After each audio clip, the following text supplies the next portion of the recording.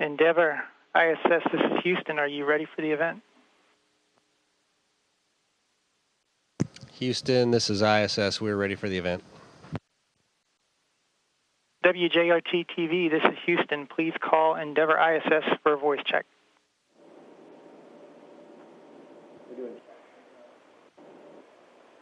Houston, this is WJRT. Do you hear me? WJRT, this is ISS. We have you loud and clear. Oh, loud and clear. We like that. All right, we hear you loud and clear. Go ahead and... Well, I'm thrilled and honored to be talking to the pilot of the Space Shuttle Endeavor, Gregory Johnson, and Mission Specialist Drew Feustel. And gentlemen, I was going to say good evening. It's good evening here. How do I address you? Is it good morning, good afternoon, or good evening up there? Well, it's kind of a morning for us. We've just been up a few hours. We're spending our final 10 hours or so in the space station. We're going to close the hatches tonight, sleep, and then on dock first thing in the morning. So it's a bittersweet day for us today. Greg, I'm going to ask my first question to you. Being the pilot of Endeavor, boy, you get to see some fantastic real estate when you're flying the bird. And I understand there's one or two places on the planet that you really, really like, and it's kind of a backdoor compliment, I think. One of them is here in Michigan. Is that right? That's absolutely correct. It's a little confusing, but being a military brat, Ohio and Michigan have both been kind of my home states. I went to high school in Ohio, but maybe I'd like to retire in Traverse City, Michigan. There's a beautiful lake, Long Lake, Michigan. It's just southwest of Traverse City, about 8 or 10 miles.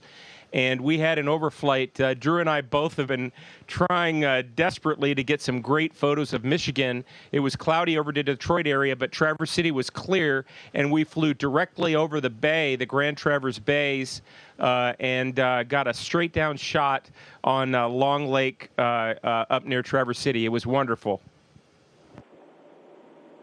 Well, Drew, that's a natural follow-up. For those who don't know, Drew is born and raised in Lake Orion, just down the street from where I'm talking to you right now. And, Drew, you've logged a lot of time in spacewalks. And to me, that's one of the greatest thrills, the launch, spacewalks, and return. Can you ever put into words, can you ever verbalize the feeling of what it's like to take a spacewalk? I can tell you it's quite exhilarating. It's the first moments outside of the airlock are a little bit tense. You could say even a little bit scary.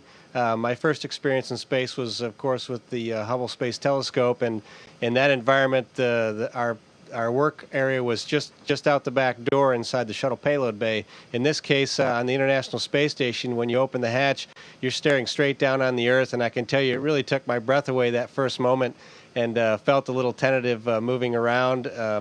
And then to see the great expanse of the space station as it hovers over the Earth is just fascinating.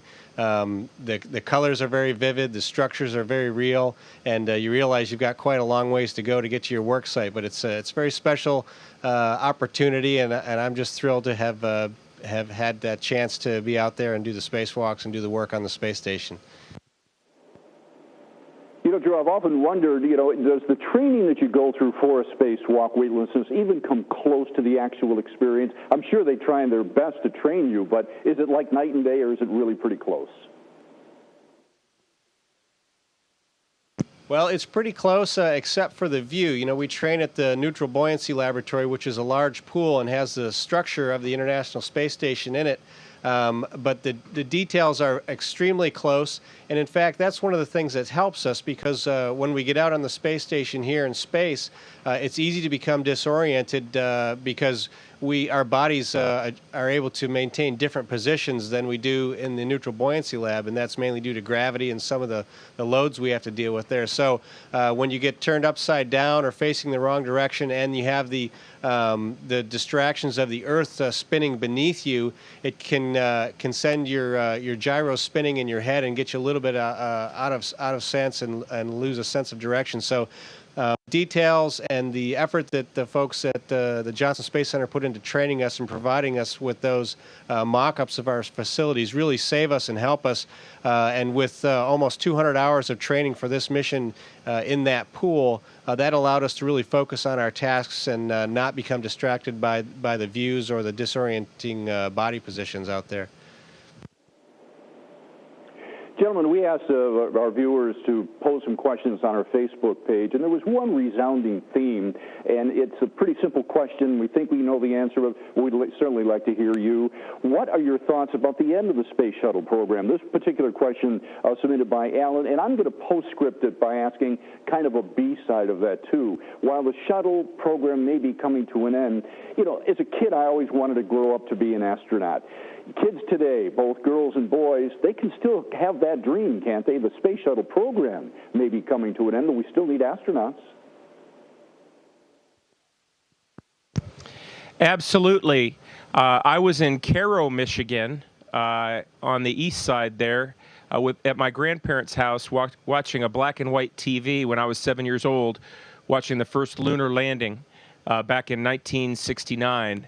And at that point, I had the dream of becoming an astronaut, and it took about 40 years, but finally achieved that dream here. The last few years, I've gotten a couple space flights, and you know, Endeavour is has been and the space shuttle has been a workhorse for space exploration, essentially building the entire space station, fixing the Hubble telescope, and doing a whole bunch of other interesting tasks out in space. And when the space shuttle retires, we're going to lose a lot of capability of moving large payloads out to space. But then that opens the doors for new things that are going to come across the horizon. And the children out there should be inspired that when they get to go, they'll probably get to go beyond low Earth orbit, maybe to the moon, maybe to Mars or beyond. You have anything to say? That's a great answer. Thank you, gentlemen, too. And I have one final question. This one I'm going to pose to Greg. I know you're going to be pretty busy come Monday bringing Endeavour back home, but it is Memorial Day. You and several others astronauts certainly have seen military service, even some combat service. What are your thoughts? What are you thinking of Memorial Day 2011? And Drew, feel free to jump in on that one, too. Well, you know, we have a rich history in our country of service. And it was an honor for me to serve my country for 24 and a half years. I still kind of feel like I have the same job. After retiring from the Air Force, I had the same desk, the same duties, and basically flying in space has been my job in the Air Force for the last 10 years of it. So I would say that I'm proud of all those who have served, and all of those in the federal government who have also supported military service. And you know, it's just a bittersweet weekend thinking about that and allowing us to be doing what we love.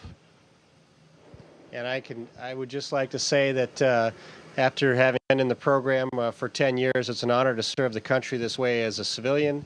And I guess it's appropriate that Endeavour is landing in its final flight here on Memorial Day to sort of commemorate it all. And it makes it that much more special for us on this anniversary and the occasion of its landing and its final flights. Well, Drew, Greg, thank you very much for your time, and thank you for your service to our country. Have a fun trip back home, and hope to see you on terra firma pretty soon. Thank you, gentlemen. Thanks so much. Endeavour ISS, this is Houston ACR. That concludes the WJRT TV portion of the event. Please stand by for a voice check from WKYC. Hi, Greg. Hi, Drew. It's Eric Mansfield in Cleveland, Ohio. Can you hear me tonight? Hi, Eric. We have you loud and clear from the International Space Station. All right, here we go. Let's just track this here. Here we go in 3, 2, 1.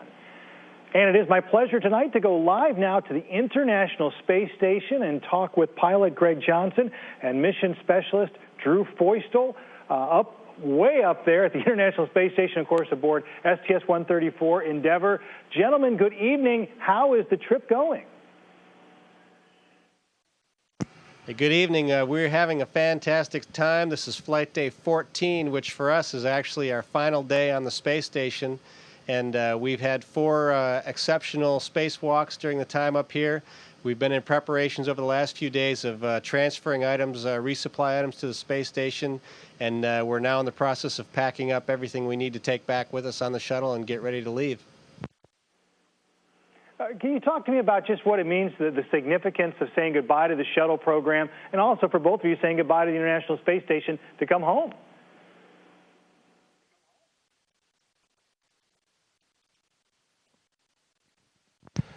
Well, it's been an honor to be aboard Endeavour. Endeavour is I love all the shuttles, but Endeavour's been my favorite. I flew my first flight in Endeavour. It's the newest space shuttle, and now this is the 25th flight, a nice round number for Endeavour's final mission. And so it's a thrill to be on this final flight of Endeavour. And we're really pleased to be able to help round out the program with the successful work that we've had up here. And we hope that there's one more flight after us, and they'll finish off the space shuttle program. And we really believe that we're ending on a very strong and positive note, and looking forward to future opportunities. Sure, and you know the prayers of America, and certainly everybody in Northeast Ohio is with you. How is Commander Mark Kelly doing? Because certainly everyone's concerned about him and sending their best wishes during this trip. Well, he's done quite well. He's an experienced commander and experienced military pilot, and he's performed flawlessly and been an exceptional leader for us over the past 2 years. And I think it's an honor for both of us and the rest of the crew to serve with him, and we've really appreciated and enjoyed his leadership. Now, before I let you go, I got to ask you, Greg, I know that you went to high school in Ohio, and Drew, you grew up in Michigan. How are the two of you getting along up there at the space station? Well, you know, Drew and I were just talking about that this morning. We're actually both from Ohio and Michigan.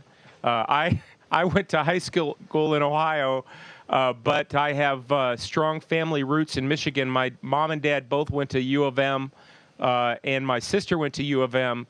And even though Ohio State, the guy across the street had an Ohio State flag hanging during the Ohio State-Michigan game, my dad would wear his MGO blue tie even with his military uniform, which is not exactly allowed, but he would do it on that day. You have anything to say to that? Well, I just figure I lived close enough to Ohio and spent enough time there, and have had some relatives that have lived in the state that I consider Ohio part of my hometown area as well. All right. Well, only in outer space can you mix Michigan and Ohio and get along. Greg and Drew, thank you so much to both of you. Thanks for spending time with us, and have a safe journey home. Yeah, thanks so much for your time, and we appreciate the support. Endeavour ISS. This is Houston ACR. That concludes the event. Thank you, WJRT TV and WKYC TV. Endeavour ISS, we are now resuming operational audio communications.